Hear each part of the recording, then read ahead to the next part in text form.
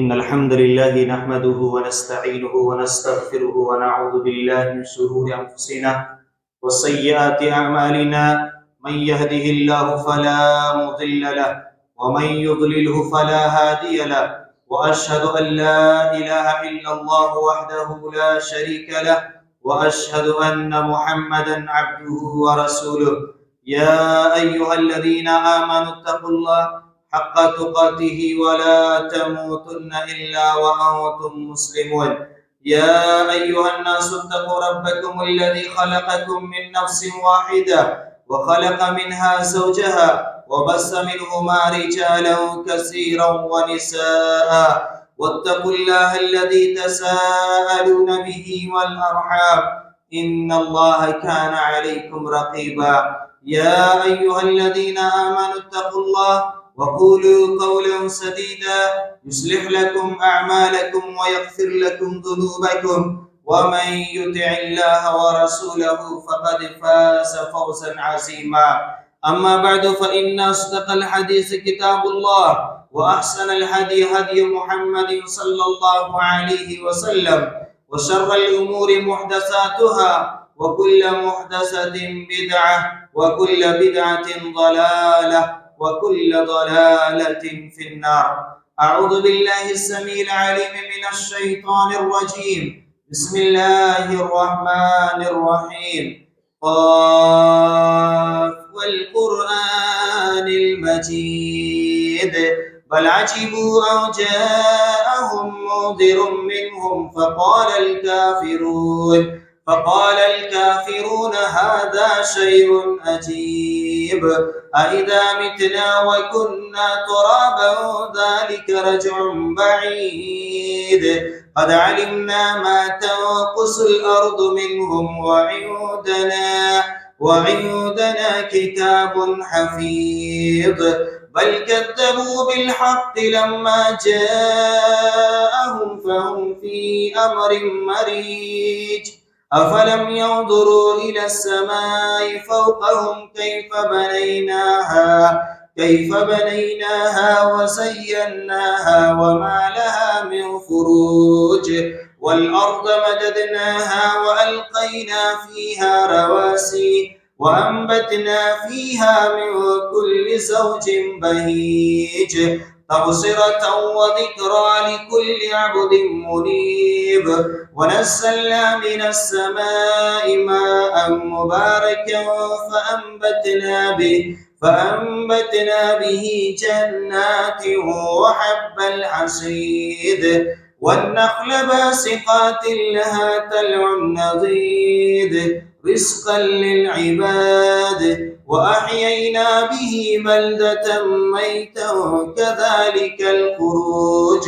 كذبت قبلهم قوم نوح وأصحاب الرس وثمود وعاد وفرعون وإخوان لوط وأصحاب الأيكة وقوم تبع، كل كذب الرسل فحق وعيد. أفعينا بالخلق الأول بل هم في لبس من خلق جديد. وقال الله تعالى في القرآن الكريم: وأقيموا الصلاة وآتوا الزكاة واركعوا مع الراكعين. سورة البقرہ آیت نمبر 43۔ وعن أبي هريرة رضي الله عنه قال قال رسول الله صلى الله عليه وسلم: من تطهر في بيته ثم مشى إلى بيت من بيوت الله ليقضي فريضة من فرائض الله كانت خطوتاه إحداهما تحط خطيئة والأخرى ترفع درجة۔ رواه مسلم، حدیث نمبر 666۔ محترم بزرگان دین، نوجوانان اسلام، عفت مآب خواتین کرام، ہر قسم کی تعریف، توصیف، کبریائی، بڑائی، بزرگی، الغرض حمد و ثنا، یہ تمام مقدس اور بابرکت کلمات اس خالق کائنات مالک ارض و سما کے لیے لائق و سزاوار ہے جس نے ہمیں اور آپ کو پیدا فرمایا، اور پھر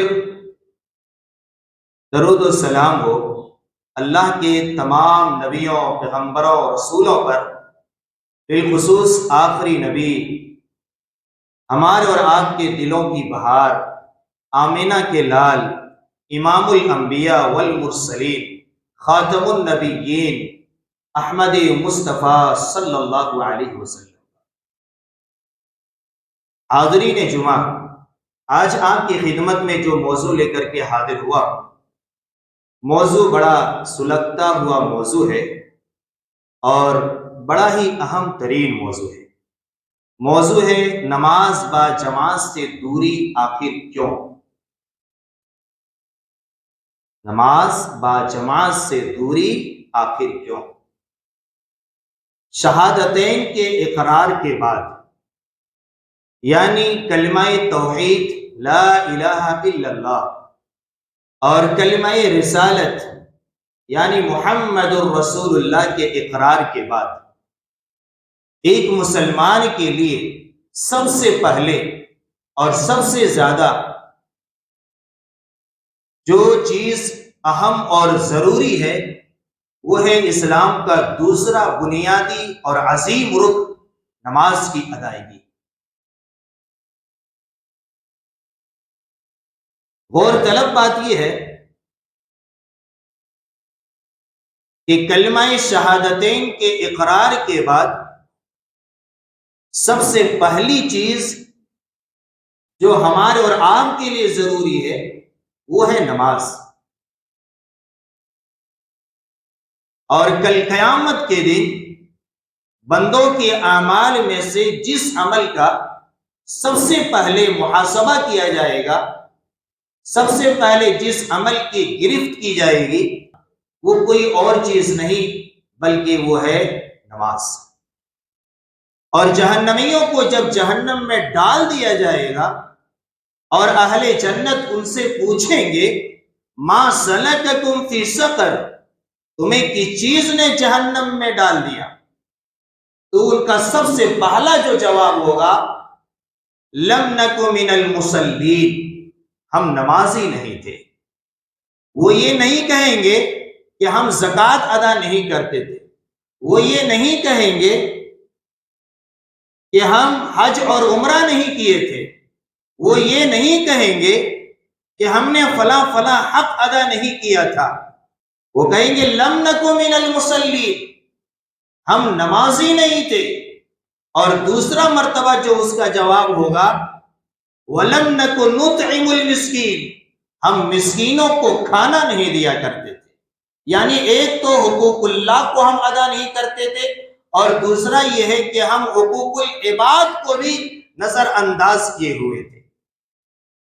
وَكُنَّا نُكَذِّبُ بِيَوْمِ الدِّينِ، اور اس سے پہلے وہ یہ کہے گا وَكُنَّا نَخُوضُ مَعَ الْخَائِضِينَ، ہم بلا وجہ بحث کرنے والوں کے ساتھ مل بیٹھ کر کے بحث کیا کرتے تھے، گمراہ لوگوں کا ساتھ دیتے تھے، ہم ہمیشہ کج فہمی میں رہا کرتے تھے اور بلا وجہ کا بحث و مباحثہ کیا کرتے تھے۔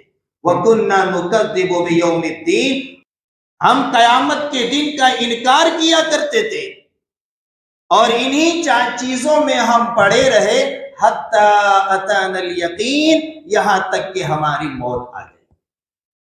ہم نماز سے بھی دور رہے، حقوق اللہ سے بھی دور رہے، حقوق العباد سے بھی دور رہے، بلا وجہ بحث و تکرار میں لگے رہے، قیامت کو جھٹلاتے رہے، حَتَّى أَتَانَا الْيَقِينَ، موت کا فرشتہ آیا اور ہماری روح قبض کر لی، ہم چت پڑے رہے، ہمیں قبر میں دفن کر دیا گیا، انہی چیزوں میں ہماری زندگی ختم ہو گئی، اس وجہ سے ہم جہنم میں چلے آئے۔ تو کلمہ شہادتین کے اقرار کے بعد ایک مسلمان کی زندگی میں سب سے اہم اور سب سے زیادہ اور سب سے بڑھ کر اگر کوئی چیز ہے تو وہ ہے نماز۔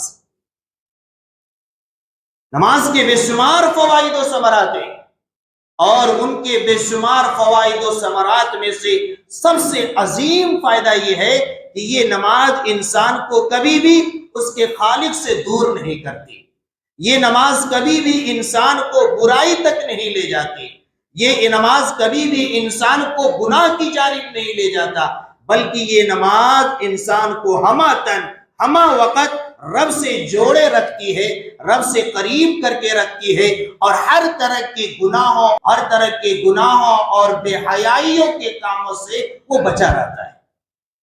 یہ نماز ہے، نماز کا یہ سب سے بڑا فائدہ ہے۔ اگر آپ نماز پڑھیں گے تو آپ گناہوں سے بچے رہیں گے۔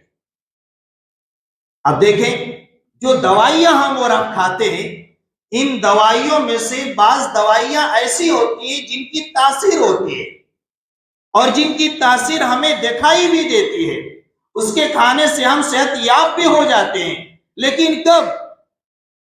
جب اس کو کھاتے سمے دو چیزوں کا خیال رکھا جائے۔ ایک چیز یہ کہ وقت مقررہ پہ اسے کھایا جائے، ڈاکٹر نے صبح شام کھانے کے لیے کہا ہے، اسے صبح شام کھایا جائے، دو ہی وقت کھایا جائے، تیسرا وقت نہ کھایا جائے، پابندی کے ساتھ اس کو وقت مقررہ پہ استعمال کرنا۔ اور دوسری چیز کیا ہے؟ ان تمام چیزوں سے اپنے آپ کو بچائے رکھنا، احتیاط کرنا، پرہیز کرنا، اجتناب کرنا، جو دوا کی تاثیر کو ختم کر دینے والی ہے۔ ڈاکٹر بولتے ہیں یہ دوائی دے رہا ہوں، فلاں دن تک کھانا ہے، اتنے دنوں تک کھانا ہے، فلاں چیزوں سے تجھے اجتناب کرنا ہے، تب دوائی اپنی تاثیر دکھاتی ہے، تب دوائی اپنی طاقت دکھاتی ہے۔ یہی حال نماز کا ہے۔ اس نماز کے اندر بھی کچھ روحانی تاثیر رکھی گئی ہے۔ اگر اس نماز کو تمام آداب و شرائط کے ساتھ پڑھی جائے، تمام آداب و شرائط کے ساتھ ادا کی جائے، تو یقیناً یہ نماز ہمیں اور آپ کو بے حیائیوں سے روکے گی، یقیناً یہ نماز ہمیں اور آپ کو شراب کے اڈے میں جانے سے روکے گی، یقیناً یہ نماز ہمیں اور آپ کو چوری کرنے سے روکے گی، یقیناً یہ نماز ہمیں اور آپ کو حرام کمانے سے روکے گی، یقیناً یہ نماز ہمیں اور آپ کو دن و رات اللہ کے گھر سے جوڑے رکھے گی۔ اگر ان کے تمام آداب و شرائط کے ساتھ نماز ادا کی جائے اور نماز کو قائم کیا جائے۔ ہم نماز پڑھتے ہیں، نماز قائم کہا کرتے ہیں۔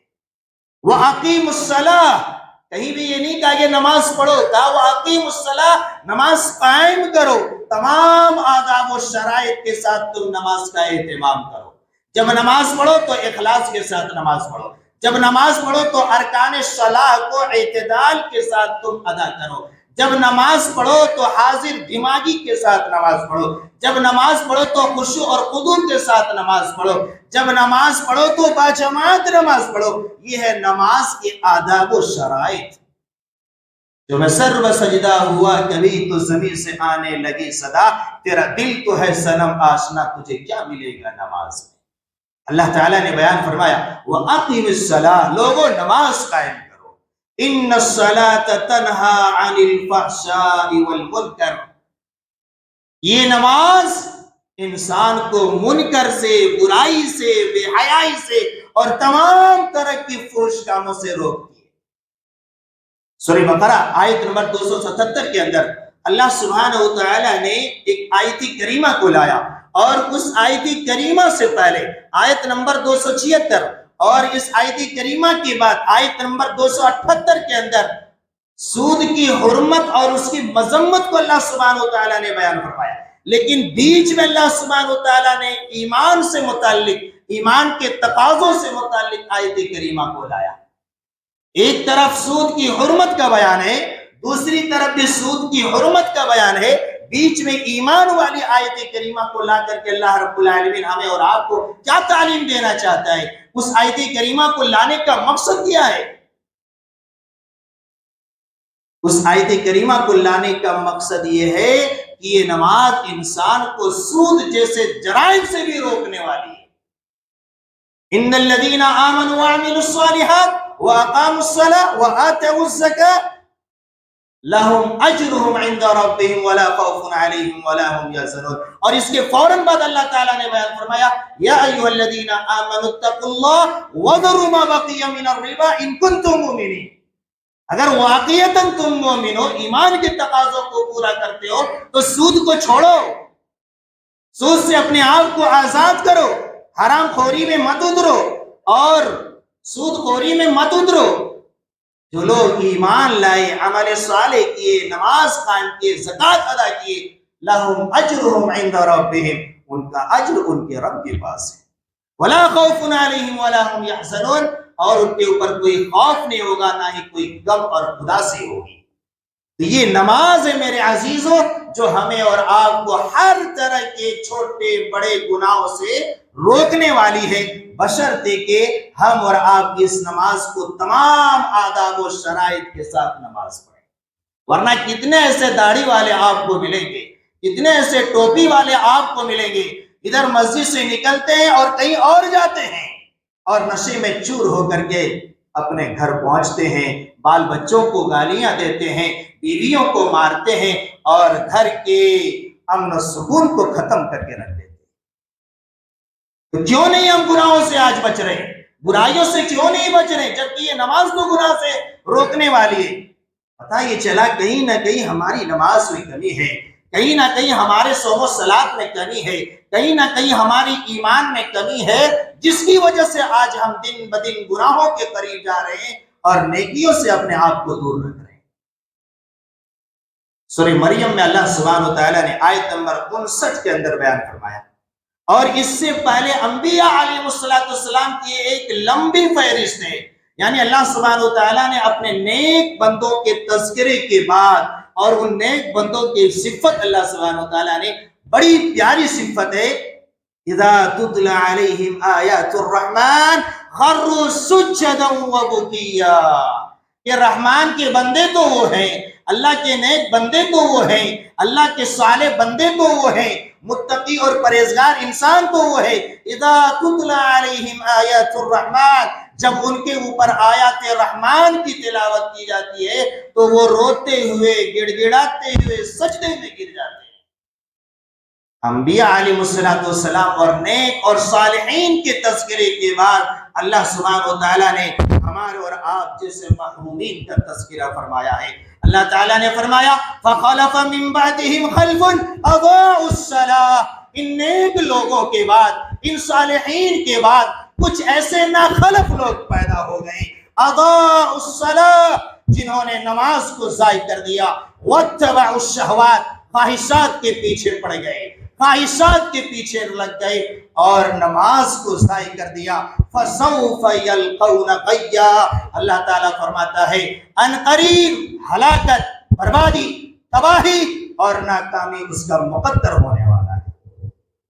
انبیاء کے بعد ہمارے جیسے نااہل لوگوں کا تذکرہ، ناخلف لوگوں کا تذکرہ اللہ رب العالمین نے بیان فرمایا، اور کہا ان کے بعد کچھ ایسے نااہل لوگ آئے جنہوں نے نماز کو ضائع کر دیا. آج ہم نماز کو ضائع نہیں کیے ہیں، ضائع نہیں کیے ہیں.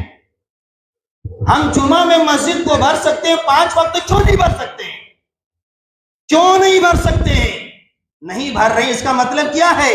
ہم نے نماز کو ضائع کر دیا، نماز کو چھوڑ دیا، نماز سے ہم نے اعراض کر لیا، نماز کی محبت ہمارے دلوں سے نکل گئی، اس عبادت کی محبت ہمارے دلوں سے نکل گئی جو عبادت ہمیں رب سے قریب کرنے والی تھی، جو عبادت ہمیں رب کے دین سے قریب کرنے والی تھی، جو عبادت ہمیں رب کے گھر سے قریب کرنے والی تھی. آج اس عبادت کی محبت ہمارے دل سے نکل گئی.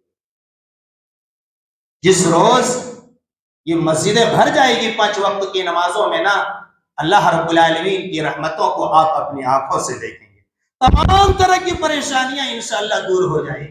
صحابہ کرام کی زندگی کو پڑھیے، صحابہ کرام کی حیات کا مطالعہ کیجیے. ان کے پاس کھانے کی کمی تھی لیکن نماز نہیں چھوڑے، ان کے پاس کپڑوں کی کمی تھی لیکن نماز نہیں چھوڑے.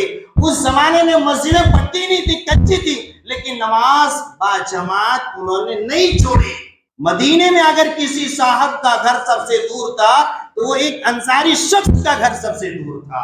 حضرت ابی بن کعب رضی اللہ تعالیٰ عنہ بیان کرتے ہیں لا تقطعه الصلاۃ مع رسول اللہ صلی اللہ علیہ وسلم، لیکن ایک بھی نماز رسول کی اقتداء کیے بغیر نہیں رہتے تھے. یعنی ہر نماز رسول کے پیچھے آ کر کے ادا کرتے تھے با جماعت. جبکہ مدینہ میں اس کا گھر سب سے پہلے دور، سب سے زیادہ دور تھا۔ حضرت ابی بن کعب رضی اللہ تعالیٰ عنہ بیان کرتے ہیں، ابی بن کعب رضی اللہ تعالیٰ عنہ بیان کرتے ہیں، میرے دل میں ترس آیا، ہمدردی آئی کہ کیوں نہ اسے ایک مشورہ دے دوں، کہ بھائی صاحب آپ رات کی تاریکیوں میں آتے ہیں، عشاء کی نماز میں آتے ہیں، فجر کی نماز میں آتے ہیں، اور یہ جو زمین ہے یہاں پہ طرح طرح کے کیڑے مکوڑے اور کانٹے وغیرہ راستے میں پڑے رہتے ہیں، کیوں نہ آپ ایک گدھا خرید لیں جس کی سواری میں سوار ہو کر کے، اس پر آپ سوار ہو کر کے مسجد میں 5 وقت نماز کے لیے آئیں گے۔ اس صحابی رسول نے کیا جواب دیا تھا؟ کہتے ہو تم گدھے خریدنے کی بات کرتے ہو بطور سواری؟ واللہ اللہ کی قسم میں تو یہ بھی پسند نہیں کرتا کہ میرا گھر محمد مصطفیٰ صلی اللہ علیہ وسلم کے گھر سے بندھا ہوا رہے، میں تو یہ بھی پسند نہیں کرتا کہ میرا ایک خیمہ بنا دیا جائے محمد رسول اللہ صلی اللہ علیہ وسلم کے گھر کے پاس۔ حضرت ابی بن کعب رضی اللہ تعالیٰ عنہ کو یہ جواب بڑا سخت گزرا، یہ تو یہ بھی پسند نہیں کرتے ہیں۔ وہ نبی کریم صلی اللہ علیہ وسلم کی خدمت میں آتے ہیں، کہتے ہیں اللہ کے رسول صلی اللہ علیہ وسلم ایسی بات ہے، ایک انصاری صحابی ہیں، وہ یہ کہہ رہے ہیں، مجھے بڑی تکلیف ہوئی ان کی باتوں سے۔ جب اللہ کے رسول صلی اللہ علیہ وسلم نے اسے بلا بھیجا، آپ نے پوچھا تو نبی کی خدمت میں بھی آ کر کے انہوں نے وہی جواب دیا جو حضرت ابی بن کعب رضی اللہ تعالیٰ عنہ کو جواب دیا تھا، اور وہ کہنے لگے کہ میں تو یہ امید رکھتا ہوں کہ مسجد کی جانب آنا پھر جانا لکھا جائے۔ حضرت محمد مصطفیٰ صلی اللہ علیہ وسلم نے بیان فرمایا، قد جمع اللہ لک ذالک کلہ، سنو تمہارے لیے ہر چیز لکھ دی گئی، تمہارا گھر مسجد سے سب سے دور میں ہے، تم آ کر کے آتے ہو، پیدل آتے ہو، جاتے ہو، تمہارا یہ پیدل آنا جانا بھی بطور اجر و ثواب لکھا جائے گا۔ یہ تھے صحابی رسول۔ آج ہم اور آپ بہانہ بناتے ہیں 2 کلومیٹر دور ہے، اگر ڈاکٹر کہہ دے کہ آپ شوگر کے پیشنٹ ہو، بی پی کے پیشنٹ ہو، آپ کو 5 کلومیٹر چلنا ہے، تو وہ وقت سحر، وقت فجر سے پہلے اٹھ کر کے 5 کلومیٹر چلیں گے، پھر آفس جائیں گے۔ حقیقت ہے نا؟ حقیقت ہے۔ لیکن 6 بجے فجر کی جماعت ہو رہی ہے، مسجدیں ویران ہیں، مسجدیں خالی ہیں، کون جواب دینے والا ہے؟ ہم اور آپ جواب دیں گے۔ اللہ رب العالمین ہم سے پوچھے گا، ہمارے غریبان کو پکڑے گا کہ مسجدیں ویران ہو رہی تھی، 6-5 میں فجر کی جماعت ہو رہی تھی، لیکن پورے محلے والے سو رہے تھے۔ مسجد تو بنا دی شب بھر میں ایمان کی حرارت والوں نے، من اپنا پرانا پاپی ہے، برسوں میں نمازی بن نہ سکے۔ کب ادا کرو گے ان مسجدوں کے حقوق؟ با جماعت نماز ادا کر کے، اس وقت جب آپ کا چلنا دشوار ہو جائے گا، اس وقت جب کھٹیا چھوڑنا آپ کے لیے دشوار ہو جائے گا، اس وقت جب آپ لوگوں کے سہارے پیشاب اور پاخانے کے لیے جاؤ گے، اس وقت جب آپ کی کمر ٹیڑھی نہیں ہوگی، اس وقت جب آپ کا ایک پاؤں قبر میں جا چکا ہوگا، اس وقت ان مسجدوں میں آ کر کے با جماعت نماز ادا کر کے ان کا حق ادا کرو گے۔ صحت دی ہے غنیمت سمجھو، اللہ کے رسول صلی اللہ علیہ وسلم نے بیان فرمایا، ان اللہ لا یعجب من الصلاۃ الجمعہ، جو لوگ باجماعت نماز پڑھتے ہیں اللہ سبحانہ و تعالیٰ ان بندوں پر مسکراتا ہے، اللہ تعالیٰ ان بندوں پر مسکراتا ہے کہ دیکھو میرے بندے باجماعت نماز ادا کر رہے ہیں۔ اللہ تعالیٰ باجماعت نماز ادا کرنے والوں سے خوش ہوتا ہے۔ ہمارے پاس کسی چیز کی کمی نہیں ہے میرے عزیزوں، اگر کسی چیز کی کمی ہے تو اس کی کمی ہے، ایمان کی کمی ہے۔ اپنے ایمان کو مضبوط کیجئے، عقیدے کو مضبوط کیجئے، ایمان میں مضبوطی لانے والی چیزوں کو آپ اپنانے کی کوشش کیجئے، انشاءاللہ دنیا اور آخرت دونوں جگہ آپ سرخرو ہوں گے۔ ہمارے پاس کسی چیز کی کمی نہیں ہے، الحمدللہ اللہ تعالیٰ نے سب کچھ دیا ہے۔ دو پہیے کی جگہ اللہ تعالیٰ نے 4 پہیہ ہمیں دے دیا ہے، پھر بھی ہم نہیں آتے ہیں۔ اللہ سے ڈریے، خوف کھائیے، منیبین الیہ واتقوا واقیموا الصلاۃ، لوگوں اللہ کی طرف پلٹو، اللہ سے ڈرو، واقیموا الصلاۃ، نماز قائم کرو، ولا تکونوا من المشرکین، اور مشرکوں میں سے نہ ہو جاؤ، مشرکوں میں سے مت ہو جاؤ۔ اس آیت کریمہ کا مفہوم مخالف کیا نکلا؟ اگر نماز نہیں پڑھو گے تم میں اور مشرکوں میں کوئی فرق نہیں رہ جائے گا۔ العہد الذی بیننا وبینہم الصلاۃ فمن ترکها فقد کفر، اللہ کے رسول نے فرمایا ہمارے درمیان، مشرکوں کے درمیان، کافروں کے درمیان اگر کوئی امتیاز والی چیز ہے تو وہ نماز ہے۔ فمن ترکها، جو اس نماز کو چھوڑ دے، فقد کفر، انہوں نے کفر کیا۔ کتنی صاف ستھری حدیث ہے، کتنی صاف ستھری حدیث ہے، اور کتنے صاف لفظوں میں پیارے نبی محمد مصطفیٰ صلی اللہ علیہ وسلم نے ہمیں اور آپ کو سمجھایا۔ اللہ کے رسول صلی اللہ علیہ وسلم نے بیان فرمایا اول ما یرفع من الناس الامانہ، آدمی سے سب سے پہلی چیز جو اٹھا لی جائے گی وہ ہے امانت داری۔ لوگ بیمان ہو جائیں گے، شیطان ہو جائیں گے، اس کے اندر امانت میں خیانت آئے گی، وہ امین نہیں رہیں گے، خائن بن جائیں گے۔ اور آگے جو جملہ اللہ کے رسول نے بیان فرمایا وآخر ما یبقى فی دینہ الصلاۃ، اور آدمی کے دین میں سے جو سب سے آخری چیز دین کے نام پر بچے گی وہ ہے نماز، وہ ہے نماز۔ آج یہ چیز بھی نکل گئی، ہم کہاں دیندار رہے، ہم کہاں مسلمان رہے، کہاں مومن رہے؟ جو چیز آخر میں نکلنی چاہیے وہ چیز پہلے نکل چکی ہے۔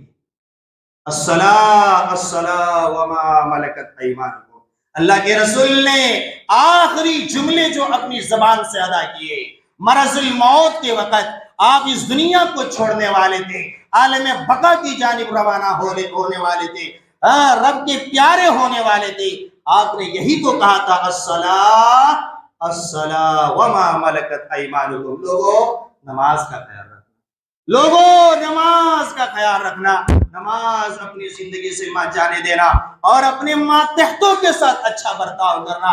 اگر تمہاری ماتحت میں کوئی زندگی گزار رہا ہے، کسی کی روزی روٹی تمہاری ماتحت میں، کوئی محنت مزدوری کر رہا ہے تمہاری ماتحت میں، تو ایسے نوکر اور چاکروں کے ساتھ ظلم و زیادتی مت کرنا، ان کے ساتھ حسن سلوک سے پیش آنا۔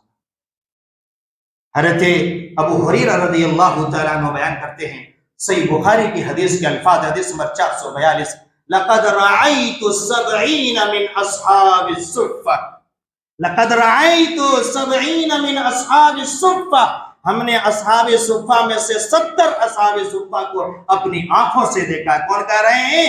جلیل القدر صحابی رسول حضرت ابو ہریرہ رضی اللہ تعالیٰ عنہ، وہ صحابی رسول کہہ رہے ہیں ما منہم رجل علیہ ردا، ان 70 صحابہ کرام میں سے، ان 70 اصحاب صفہ میں سے کوئی بھی ایسا نہیں تھا کہ جس کے پاس مکمل ایک بڑی سی چادر موجود ہو، اما ازار و اما کسا، اگر کسی کے پاس ازار ہے تو کسی کے پاس یہ بھی نہیں ہے، اگر کسی کے پاس تہبند ہے تو کسی کے پاس رات کو اوڑھنے کے کپڑے ہیں، اور انہوں نے ان کپڑوں کو اپنے گردنوں سے باندھ لیا تھا۔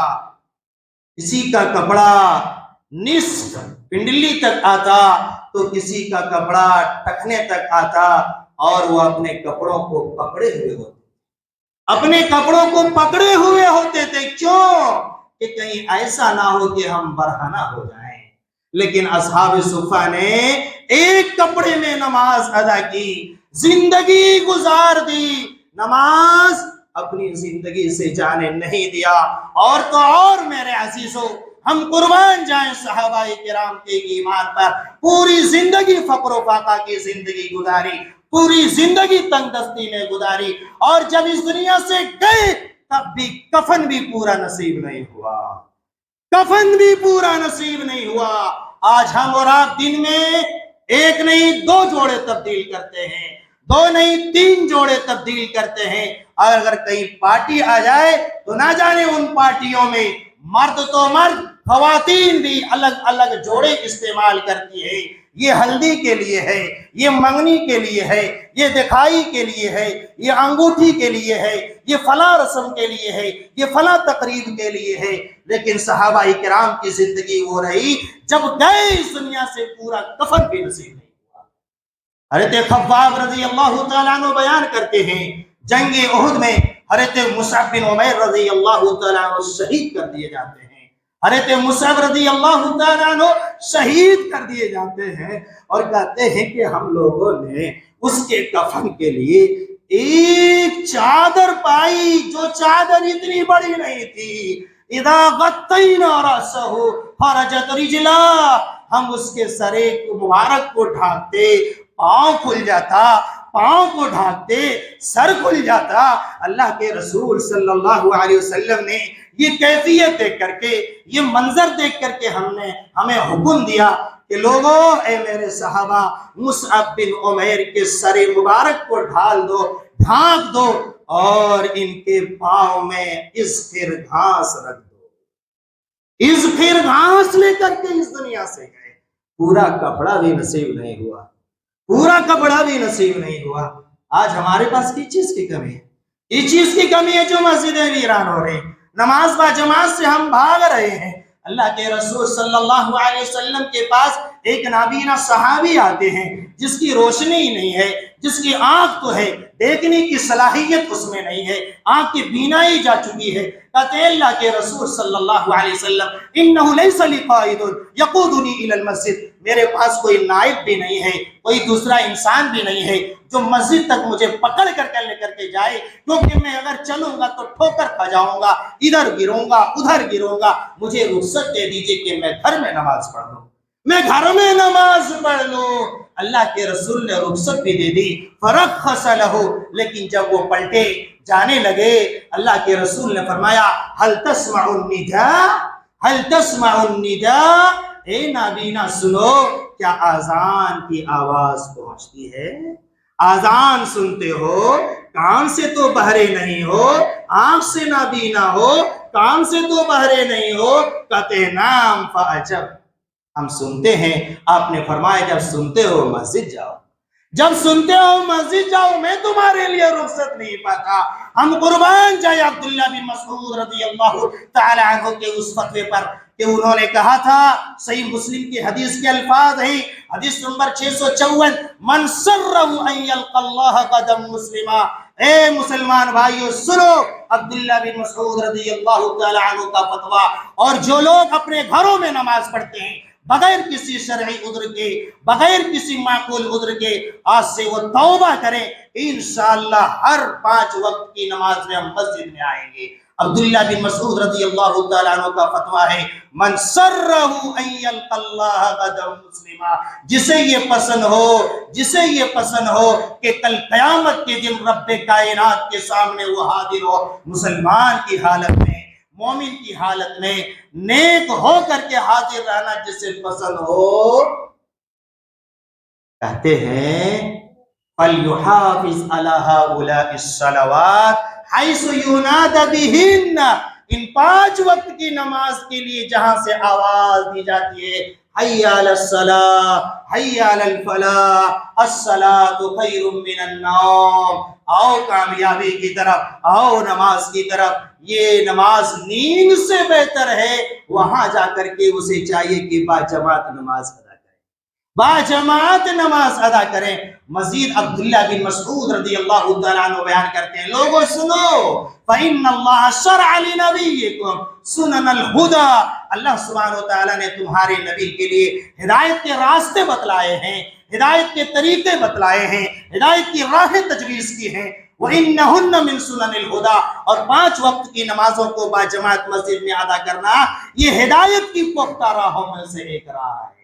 مزید بیان کرتے ہیں وَلَوْ كُنْتُمْ صَلَّيْتُمْ فِي بُيُوتِكُمْ كَمَا يُصَلِّ هَذَا الْمُتَخَلِّفُ فِي بَيْتِهِ، اور اگر تم نے اپنی ان 5 وقت کی نمازوں کو اپنے گھروں میں ادا کرنا شروع کر دیا، جسے نماز سے پیچھے رہ جانے والا شخص اپنے گھروں میں نماز ادا کرتا ہے، ترکتم سنت نبیکم، تم اپنے نبی کی سنت کو چھوڑ بیٹھو گے، ولو ترکتم سنت نبیکم لضللتم، اور اگر تم نے اپنے نبی کی سنت کو چھوڑ دیے تو گمراہ ہو جاؤ گے، اپنی نبی کی سنت کو چھوڑ دیے تو گمراہ ہو جاؤ گے۔ نبی کائنات صلی اللہ علیہ وسلم نے 5 وقت کی نمازوں کو باجماعت مسجد میں ادا کرنا ہدایت کی پختہ راہوں میں سے ایک راہ قرار دیا۔ عبداللہ بن مسعود رضی اللہ تعالیٰ عنہ کا فتویٰ ہے کہ جو کوئی اسے چھوڑ دے لَزَلَلْتُمْ، تو گمراہ ہو جائے گا، وہ گمراہ ہو جائے گا۔